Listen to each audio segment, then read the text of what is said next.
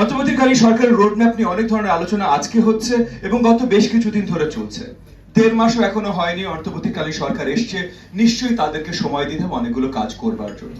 এটা যেমন সত্যি কথা, যে কোনো কাজের শুরুতে আমাদের পরিষ্কার করে বলে নিতে হয় আমরা আসলে কি কাজটা করতে চাই, তারপর আমাদের সময় লাগবে এই কাজটা কি কিভাবে করা যায়, এই কাজ করার সময় কি কি প্রতিকূলতা আমরা ফেস করতে পারি।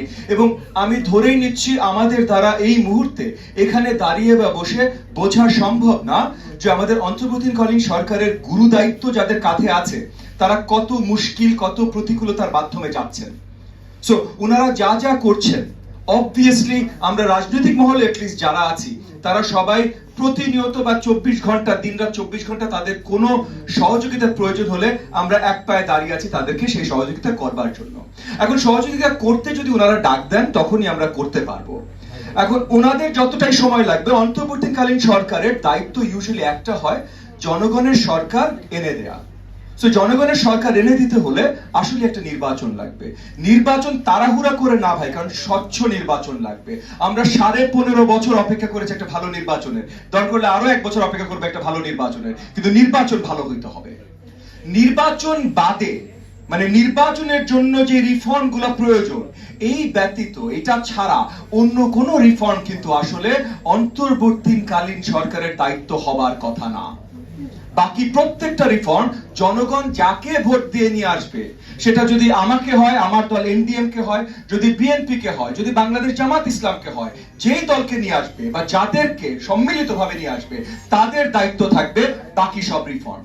সো এখন যদি অন্তর্বর্তীকালীন সরকারের দায়িত্ব হয় নির্বাচন রিলেটেড যত রিফর্ম, তাহলে ওনারা যদি আরো পরিষ্কার করে আমাদের জানাতে থাকেন, এবং ওনারা জানাতে চেষ্টা করছেন, এখানে এক মুহূর্ত ধরে নিয়েন না যে আমি তাদের উপরে কিছু চাপাচ্ছি, ওনারা জানাতে চেষ্টা করছেন, তবে হয়তো ওনাদের জানানোর প্রসেসটা যদি আরো স্বচ্ছ হতো, যদি আরো রেগুলার হতো, এবং আরো রেগুলারিটির সাথে যদি ওনারা আমাদের সাথে বসতেন, এবং আরো রেগুলারিটির সাথে যদি আপনাদের সাথেও বসতেন এবং আপনাদের সব প্রশ্নের রেগুলার উত্তর দিতে চেষ্টা করতেন, তাহলে আমরা জানতাম যে এই নির্বাচনের জন্য কি কি রিফর্ম ওনারা চিন্তা করছেন প্রয়োজন, আমাদের সাথে তখন আমরা একমত হতে পারতাম কি কি রিফর্ম আমরা চিন্তা করছি প্রয়োজন, এবং এই রিফর্ম গুলো কিভাবে করে সামনে এগোনো যায়।